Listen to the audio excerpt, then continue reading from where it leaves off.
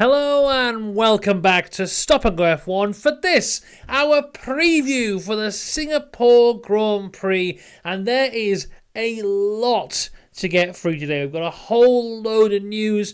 We have got the return of Special Helmet Street. And because there was no Special Helmet Street last week, there is a huge addition of Special Helmet Street this week, including a visit to Special Livery Cul-de-sac. We're going to go to Upgrade Corner as well, a brief visit to Upgrade Corner. Then we're going to have a look at all the stuff that happened in free practice today, and as well make our two predictions, which of course we have never, ever, ever gotten wrong. There is a lot to get through today. Let's start with the news, and there's quite a bit of sad news and kind of like more technical news to go through today, so I thought we'd start with something quite fun, and that is that this week it has been announced that F1 and LEGO Group have an exciting new partnership that will see the launch of an F1-inspired LEGO product for builders of all ages. I said that so weird. The range will include Lego and Duplo sets.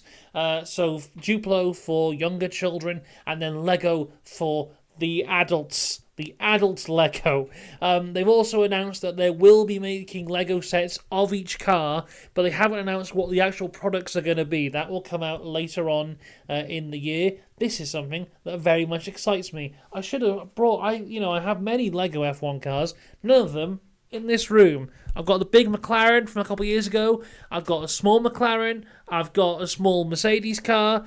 But this is going to be all the cars, which is pretty cool. I wonder if it'll be each individually, or will it be a huge one with all of them in at the same time?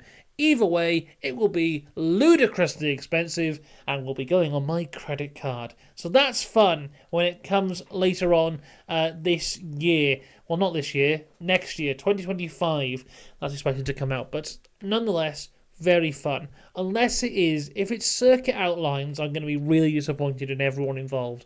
But if it's proper building cars, that's really cool. Right. Moving on to more serious news than Lego, and that is that it's expected to be announced after the Singapore Grand Prix that Liam Lawson will take the second Racing Bill seat for 2025. But that is not all, because speculation is rife within the paddock that Singapore could be the last race weekend for Daniel Ricciardo, with Liam Lawson being put in the car from the USA Grand Prix onwards. This is coming from Sky Sports Germany pundit Ralf Schumacher. Of course, Ricciardo has been questioned about this, and his statement is thus: "I'd say it's not my last race, but we know how things are in this sport. I'm not going to stand here and say I'm definitely going to continue. I wouldn't bet my house on it." So, a lot to get into here. Firstly, Liam Lawson in the Racing Bill next year, 100% the right decision. A call I've been saying basically since we last saw him in that car around about this time last year. He had that fantastic outing filling in for Daniel Ricciardo when he broke his wrist. More than deserves a chance to be in Formula One full time. If anything, I was actually quite disappointed that he wasn't in this year.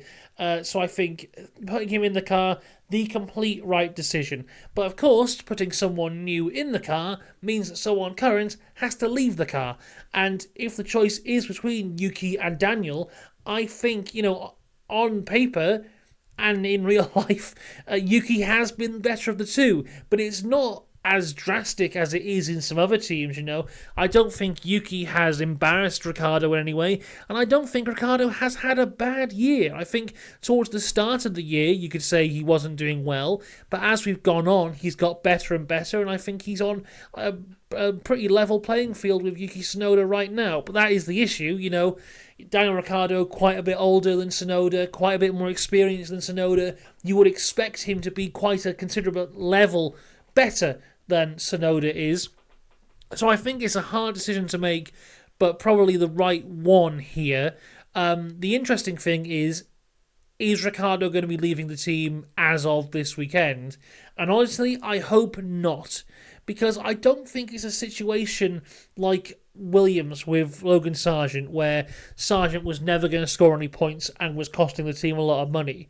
With Ricciardo, he can score points on a regularly consistent basis with that car, which, he's proven this year.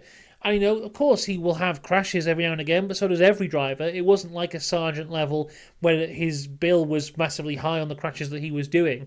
So, if it was me in charge of racing bills, I'd go, yeah, okay, we'll get Lawson in next year, but I see no reason to drop Ricciardo for the rest of the year. I would see him play out the rest of the year. And also, there's still that massive thing here within the Red Bull family of Sergio Perez. Because, I love Sergio and I think he's great, but this has been his worst year in the Red Bull by far. I mean, you could also say that Sergio is where that car should be. And we'll get onto that a little bit later on in terms of something Christian Horner has said this week, which is very interesting. But yeah, the Red Bull hasn't been great for the second half of this year, but Sergio hasn't been great for nearly all of this year. He had it all right at the start, but then from there it has just gone downhill. And we're always asking questions of, what are we going to do with Sergio? And the thing is, those questions will continue until Red Bull get rid of him.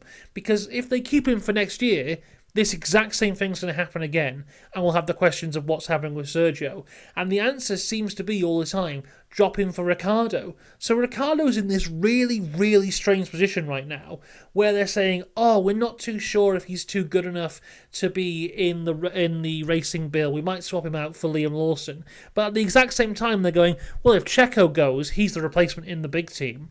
Which is such a weird position to be in. And I don't know what it is about Yuki Tsunoda, but he's never in that conversation to replace Checo, despite being quite obviously the lead driver in the team, and been there for quite a few years, and has scored consistent points. I mean, if you look at him at the start of the year, I think in a gap of 7 races, he scored points in 6 of them. He did fantastically well. But he's never in contention for that. So if Sergio was to leave, Ricciardo's the one who's replacing him, but Ricciardo's also the guy who might not be in F1 at all next year, which is just a very, very strange thing, and there's loads of question marks around this. Personally, I don't think this is Ricciardo's last race weekend, because I think there's too much love for him within that Red Bull family to treat him that way, and I know Red Bull have done it before with your likes of, was it Kvyat, who was dropped mid-season? Well, Nick de Vries is the most recent person who's that's happened to, and I know Albon was dropped from Red Bull to Toro Rosso, and they like to do their mid-season changes a lot, but I think with Ricciardo they can't do it because he's too much. He is too loved within that establishment to be dropped at this point. So I personally do not see it happening. But I do see Lawson coming in and potentially Ricciardo being on the outside for next year. But then roll on before the summer break next year, I guarantee you one of the talking points will be Sergio Perez being dropped for Daniel Ricciardo in the Red Bull. I guarantee it now because it's a story we talk about every couple of weeks at this point. So even if Ricciardo is out of the sport, he will not be out of the conversation for that Red Bull seat, which is a mad thing to say. Let's move on now and talk about everyone's favourite topic today, everyone. McLaren's rear wing, because there has been lots of speculation on the McLaren rear wing, to the point that I have a very low resolution image to show. If you're listening on Spotify, I will have to describe it now, but if you're watching along at home, here it is, everyone. Look at this. This is the McLaren rear wing. So, what are we looking at here, apart from a very grainy image? For one of the most watched racing series in the world, one of the most watched sports in the world, where there's cameras everywhere, but you cannot get a high-quality image of a rear wing during a race. This is what we're looking at. So, top is low speed, bottom is high speed. And obviously what we're seeing here is as the car accelerates, the middle section of the wing, which is the DRS flap, is flexing open to allow this gap here. You can see here it is closed, here it is open. And what is that allowing to do? That allows air to flow through the car with less drag. They are calling it the mini DRS. Now, I'm sure we all know at this point what a DRS system is. This entire flap will open up in the DRS, meaning there's a huge gap there for air to go through, which improves acceleration upon the car. What this mini DRS does is under high speed, it opens up a little bit of the flap here, which allows for this mini DRS to have a little gap there to allow more air to flow through the car to improve acceleration a little bit. What they're saying is rumours are on the straights it'll give them 1 or 2 tenths of a second, which across a lap time is a lot. I mean, today we're seeing people separated by about 3 tenths. So if that is true, that estimation, then, that is worth a lot around a single lap. And, as that goes around and around, and we're doing 60-odd laps, that's worth seconds over an entire race time, which is huge. So there's been questions raised about it. And the FIA released a statement after the Baku Grand Prix saying that they were monitoring all bodywork very closely and it had passed all the tests and everything was fine. Come to this weekend, and there's more questions about it again. Red Bull complaining about this a lot. I think they've launched complaints about it 3 times at this point. Now, with Red Bull, they're not doing too well. In fact, they look dreadful this weekend. We'll get more into that in a little bit. But they have got a big upgrade package coming in Austin, our next race in 3 weeks' time. And that is their big final upgrade package of the year. That's do or die for them. If that one doesn't work, they are done for the rest of the year. So what they're wanting really here is a clarification to say, is that mini DRS allowed or not? Because if it's allowed, we'll be bringing one ourselves to Austin. And I think a lot of the top teams are thinking that as well. Apparently, it's something that isn't too difficult to replicate, especially in that 3-week window we have between now and Austin. So if it's allowed, everyone will bring one to Austin, is basically what's been said. This was clarified by Max Verstappen, who said, if it is allowed, then yes, we will be bringing one. It's pretty clear what's happening. I think it's pretty clear. You can see it with one eye. Because if it's allowed, then it's going to be part of the package, but it's not very clear at the moment whether it's allowed or not, at least for us. So, then we come to today, where the FIA have clarified, after a successful Red Bull complaint with the FIA, McLaren has to modify its low downforce rear wing. Bending of the flap edges on the straights will not be allowed, even if the wing passes the static deflection tests. And then following on from here, McLaren are required to make modifications to the wing this weekend. The flaps are not allowed to bend at all. McLaren have released a statement as well on this, saying whilst our Baku rear wing complies with the regulations and passes all the FIA tests, McLaren have proactively offered to make some minor adjustments to the wing following the conversation with the FIA. We also expect the FIA to have similar conversations with other teams in relation to their compliance of their rear wings. This was followed up by a Helmut Marko statement, our favourite statement. And he basically said, well, it's good that the FIA have finally seen that the rear wing is illegal. Now we need to get them to have a look at the front wing. So this is not a thing that's going away. I mean, the rear wing stuff is done, it seems, unless replays show that it's happening again. But the front wing is now the quest for Red Bull to bring them down there. Now, as for what's happened today, this was banned between FP1 and FP2, and McLaren don't seem to have slowed down in any way. I think it's between McLaren and Ferrari as to who is the fastest this weekend. But, just banning this hasn't made them slow, because it's not one part of the car that makes it fast or one part of the car that makes it slow, So this hasn't slowed them down in any way. I think the main aim of this really wasn't to slow down McLaren from Red Bull's point of view. I think this was just a clarification type thing, because with Red Bull bringing this big final upgrade package, they need to know, should they spend time making that themselves just for it to be banned in 2 races' time, or should they look onto something else? So, personally, I think that's what that was. It was a whole big thing, and I'm glad that's now done, although it's not done, because we'll now move on to talking about McLaren's front wing. Moving on, though, let's talk about something more interesting, which is the Sauber second seat. It is looking more and more likely that Valtteri Bottas will be out of the sport at the end of this year. It looks like there will be someone new in that. What's even more interesting about this is that Zhou is not being discussed at all for that seat. So Zhou is 100% out of Formula One at the end of this year, and it's looking more and more likely like Bottas is out of that seat as well. From what we have discussed of that seat, because we discuss it basically every race weekend at this point, you would think that that means for sure Gabriel Bortoleto is taking that seat. But no, there is now a chance that Franco Colapinto could take that seat. Franco Colapinto, who is currently driving the Williams, the replacement for Logan Sargent, of course, had an incredible race weekend last time out in Baku, coming in 8th place, I think he was. But he is now in contention for the full-time seat next year on the grid with Sauber, who are understood to be monitoring his progress very, very closely.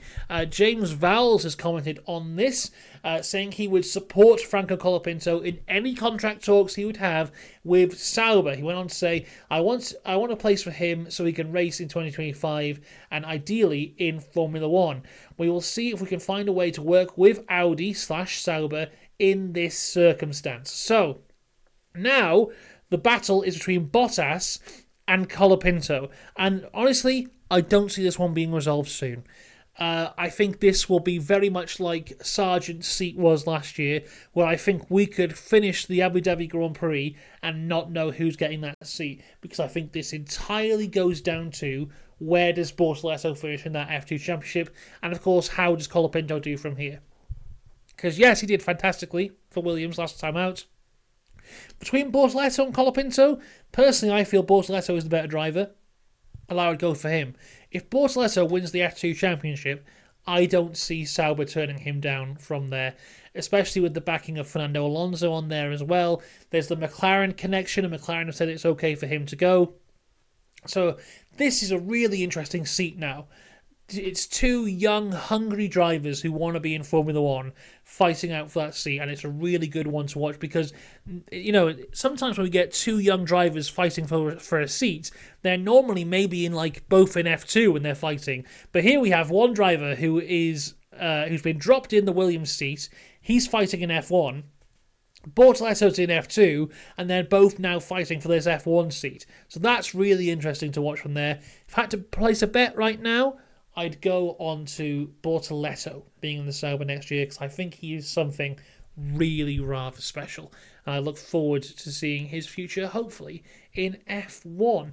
Now, here's something really interesting that was said from Christian Horner. Now, I glanced this quote earlier this year, and I didn't read it correctly. So basically, I'll go into the proper quote in a second, but what he's saying is they've looked through their upgrade packages in the past, and they traced back where the Red Bull went wrong. And he said the Red Bull went wrong in Spain. And I thought, oh yeah, that would kind of make sense. Spain was Max's last win. So, you know, from Spain to now, the Red Bull has definitely not improved. It's gone backwards a little bit. I mean, it's mixed in with the rest of the field catching up. But yeah, I can see Spain is where it went wrong. Then I looked at the quote again. And he said, we have traced the development history back, and it turned out that the first mistake already happened to us with an underbody upgrade in Spain in 2023.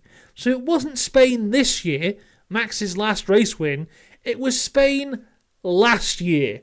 And he also went on to say that was also the Grand Prix where Checo first got his problems with the car, but we didn't take him seriously because Max continued to win. So Sergio Perez started to have issues. We can look at it last year. So, he had issues in Monaco, of course. That was the worst race he's ever done in the history of his life. But then that was that massive part of the European section of last year where he couldn't get into Q3 or sometimes didn't even get into Q2. But meanwhile, that was when Max won 10 races in a row.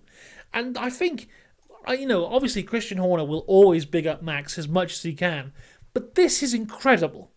That, you know, if this is true and the car started to go bad in Barcelona last year, that whole, like, last 3 quarters of 2023, where Max was just incredible, was with a bad car, which is kind of scary in a way. But also, the good news here is that Red Bull have found out what went wrong. And, as a Max fan, I'm hoping when these upgrades turn up in Austin, it will give them a somewhat reasonable car that Max can use to kind of comfortably end this season, win the title, and then look towards next year to hopefully get back on the front foot. Because the car I've got at the minute is very bad. And I had got quite good hopes after Baku because it looked like the car was in a much better place. But then I remembered this is Singapore, where last year's car completely just had a meltdown, and it's Max's bogey track, which, he's had those, he never won here. Antonio Giovinazzi's got more laps led here than he does. It's not a great track, and I think this weekend is going to be an awful, awful weekend for Red Bull, as it already has been. Let's get into this. There's still more news, but the news is actually involved in Special Helmet Street, but we're going to go to Special Livery Cul-de-sac. Well, the news is... I'm stumbling over everything here. The news is in Livery Cul-de-sac, everyone, and that's where we're going. Let's start, though, with Mercedes Special Livery. Here it is. It's not too different from anything, really. It's 50 years of Petronas, or Petronas? I think it's Petronas. 50 years of them. So to celebrate this, the nose is blue. My goodness. Nothing too drastic here. I mean, it looks okay. I mean, I don't think this is ever going to be in anyone's top 10 special livery list. It's fine. A livery that might be in someone's top 10 livery list is this one from McLaren. What an absolute beauty. So it's paying tribute to the 1980s, early 90s McLaren livery, the Marlboro McLaren, which is just absolutely iconic. But without the red and now with the orange that they have, because, if it was red, they would be advertising smoking, and smoking is bad. So this is the orange one. I've also heard, when it was announced, and I haven't seen any photos of this, but apparently all the names of the drivers who drove the car that look like this in the 80s are on the car somewhere.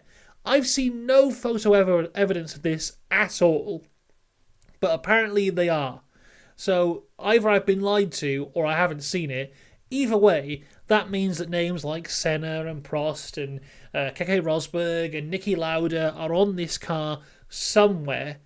John Watson, of course, as well. But it also means the name of one of my favourite Formula One drivers of all time, Andrea De Cesaris, is on this car somewhere. And the reason I love Andrea De Cesaris, the reason I call him the amazing Andrea De Cesaris, is because he has the record for the most crashes in Formula One history. And when he drove for McLaren, he was dreadful. And I love him so much because I think at some point you have to respect a man who, despite being dreadful and crashing all the time, had an incredibly long Formula One career and just continued to go out all the time. And you know what? You've got to respect him. He's on my Mount Rushmore of F1 drivers. What a guy. I hope his name is on here somewhere. Shout outs to Andrea De Cesaris. If you're a fan of him, you'll love the video that comes out next Friday on the channel. So that is another great special livery there. So, we've got a couple here. Mercedes paying tribute to Petronas and their 50-year history. McLaren paying tribute to their own history, their time when they were on top of the world. And Racing Bills are paying tribute to something special this week. Jeans. They've put their Formula One car in jeans. Why? Apparently it's a sponsorship thing with Hugo Boss.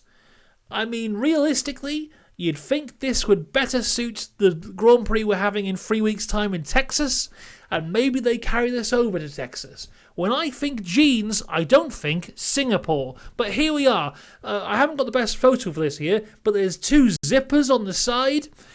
It's a cool one. I like it, but I don't understand it. And you know what? Sometimes in life, especially in modern times, you don't have to understand things.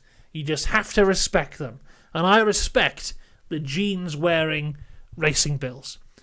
But, moving on now, there was supposed to be... I'm going to cut back to my face for this because it's very serious. There was supposed to be a fourth special livery on the track this weekend, but there isn't.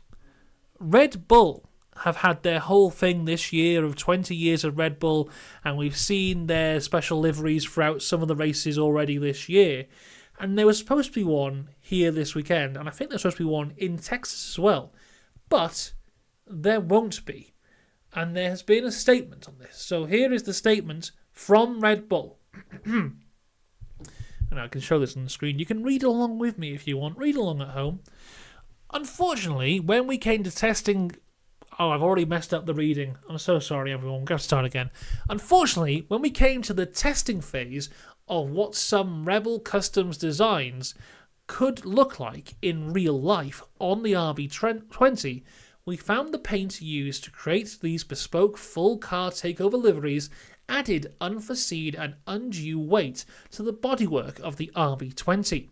As I'm sure you can imagine, any additional weight compromises performance, and the team are continuing to prioritise making this car as competitive as possible for the remainder of the 2024 season. As a result, it is with a heavy heart that we must let you know the team has made the decision to not run the Rebel Customs livery on the RB20 at the Singapore and United States Grand Prix. So there you go, Red Bull are done with special liveries for this year because they're too heavy. Now, we live in a world of Formula One where weight-saving liveries aren't a new thing. We've seen it for the last few years. Loads of teams have black sections of their liveries because they want to save weight. The amazing thing, though, in this era of weight-saving liveries, there has always been 2 or 3 teams who haven't had to save weight. Aston Martin have never saved weight with their livery. This year's Racing Bulls, or Racing Bills as I like to call them, has never saved weight with their livery. I think they did last year, but not this year.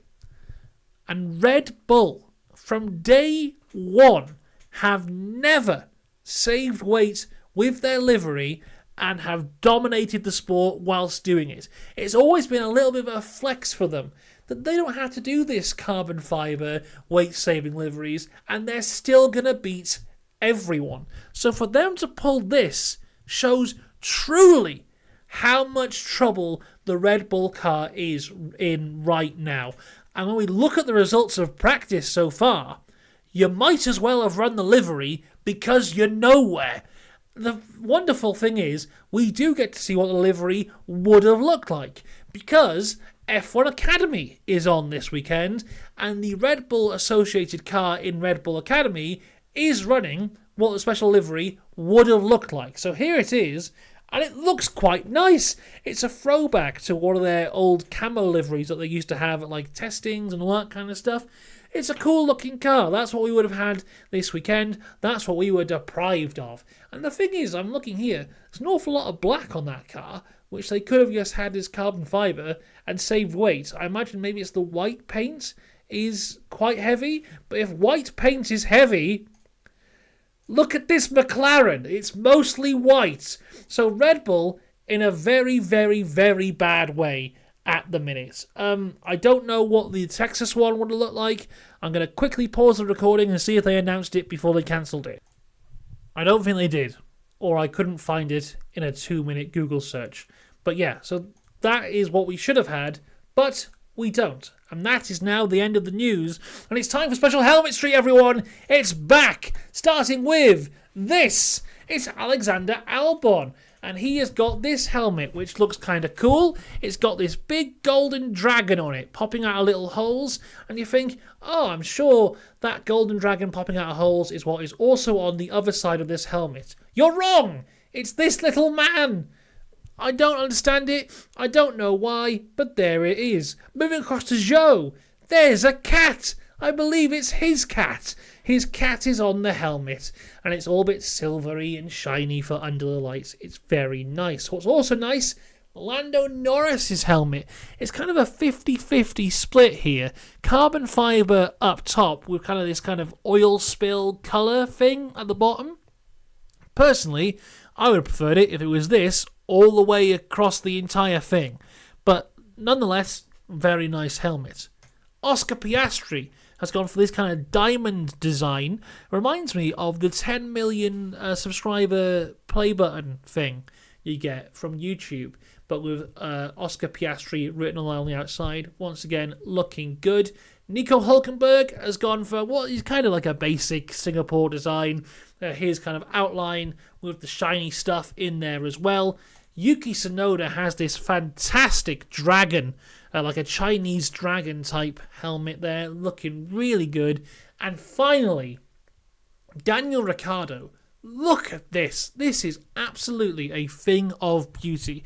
Now, I love Ricciardo's helmet outline anyway, of the flames. But here, he's got all this shiny glitter and stuff all over it. Apparently, the glitter changes colour depending on the light that it's under as well, or something like that. I'll have to wait to see that in action once it's in the car. I haven't seen that properly done. But nonetheless, some incredible helmet designs there for Special Helmet Street. Makes up for the lack of Special Helmet Streets last time out. Let's move across now to Upgrade Corner, and it's a quick one here because everyone's basically brought one thing, apart from 3 teams who brought none. So, Red Bull, new front corner, Ferrari, new front wing, McLaren, new beam wing, Aston, new front wing, Alpine, new beam wing, Williams brought a whole new front suspension, quite a big upgrade for the Williams, so big that it's just on Alex Albon's car. Racing Bills, new front wing, and then Mercedes, Haas, Stake F1 Team Sauber all bring nothing. Moving on to free practice roundup, starting with FP1. And the story of free practice today is that Ferrari and McLaren lead the way in a big way. Both Ferrari drivers are up there. Unfortunately for Oscar Piastri, does not seem to be on the pace of the Ferrari's Lando Norris thus far throughout the session. The even bigger story, though, Red Bull and Mercedes massively struggling. And, you know, when 2 top teams struggle, it allows 2 more teams to jump them. And the 2 teams that have jumped them thus far are Racing Bills and Williams. So let's look at FP1. It was topped by Charles Leclerc, Lando Norris behind in second by just 0.076. Carlos Sainz was in third. Max Verstappen was 4th at this point. Verstappen looking good in FP1, but into FP2 looked to really struggle. Now, I spoke about Racing Bills. Yuki Tsunoda was 5th. Daniel Ricciardo 7th, looking great from there. Alex Albon in 8th. Going back, Oscar Piastri was in 6th, so he was 0.6 of a second off of Charles Leclerc and Lando Norris up at the front. Alonso was 9th and Ocon completed the top 10. Hamilton down in 12th. Perez was 14th. Russell 16th. Quite an eventful FP1. You know, some people kind of overshooting corners and everything, but not what you would expect in Singapore where people are crashing into walls. That came in FP2 with, I think Oscar Piastri tapped the wall at one point, Lando Norris tapped the wall at one point, but George Russell was our big spender towards the end of the session, going nose first into the wall. Not too much damage, could drive the car back to the pits, and didn't really affect his lap times, if I'm being honest, because it was towards the end of the session, but he's the first proper victim of the Singapore walls so far. As for lap times, Lando Norris topped this one from Charles Leclerc. Again, very close though, 0.058. Carlos Sainz in third, and again, the Racing Bills looking good. Yuki Tsunoda 4th, Daniel Ricciardo 6th. Oscar Piastri in the middle of them in 5th place. George Russell was the highest ranked Mercedes at 7th, followed by the highest ranked Red Bull, Sergio Perez in 8th. Alex Albon was 9th, then Hülkenberg 10th. Hamilton in 11th, Alonso 12th, Magnussen 13th, Stroll 14th, Max Verstappen down in 15th place and really struggling, 1.2 seconds off of Lando Norris. Colapinto in 16th, then it was Ocon, Gasly, Zhou and Bottas. I mean, you know, of course, it's just a practice session. You can't read too much into these times. You don't know engine modes, fuel loads, all this kind of stuff. But yeah, not looking good for Red Bull as of right now. They look to be really struggling. That kind of optimism I had this time last week going into Baku where things look to be going better, that's gone. They're really struggling, I think. Red Bull and Mercedes are in a very, very bad place this weekend, but that allows opportunity for Racing Bulls and for Williams, especially that of Alexander Albon, to score some really good points. Racing Bulls looking incredible here. Would not be surprised at all if the highest placed Red Bull affiliated car comes Sunday at the end of the race is Yuki Tsunoda or Daniel Ricciardo. I mean, if this is Ricciardo's last race and he's the highest rated Red Bull driver, I mean, that's a hell of a way to go out. The big question mark is around Oscar Piastri, 7 tenths of a second off of Lando Norris this time round. Not really sure what's going on here with him. Of course, he's driven here before. He drove here last year. He seems to be struggling a little bit more than everyone else. And coming off the back of a race win, his confidence is sky high. It's a little bit of a strange one. So one to watch as we go into qualifying tomorrow. But let's go to our predictions. And of course, as I always say, I've never, ever got these predictions wrong. Ever in my life. So these aren't predictions, everyone. These are spoilers for the race weekend. And my first prediction is a twofer. There's two things I'm predicting within the... So really, this weekend, I'm basically predicting 4 things, but I'm putting them into 2 predictions. So the first prediction is a Norris pole and Leclerc win. Looking at the practice sessions, I think in terms of one lap pace on the soft tyres, the McLarens and the Ferraris seem to be relatively close, but I'm going to just give Norris that edge there. Norris seems to be the quickest on one lap pace on the softs. When it goes across to the mediums and the hards, the Ferraris, for me, were miles better than the McLaren. About 3 or 4 tenths a second a lap quicker, I reckon they will be on a race pace. So for me, this weekend is all about Ferrari on the Sunday. I don't see Lando Norris winning this one. I see Charles Leclerc taking the win here. My second prediction, though, is that this weekend will be the lowest point score of the year for both Red Bull and Mercedes. And I looked into this one.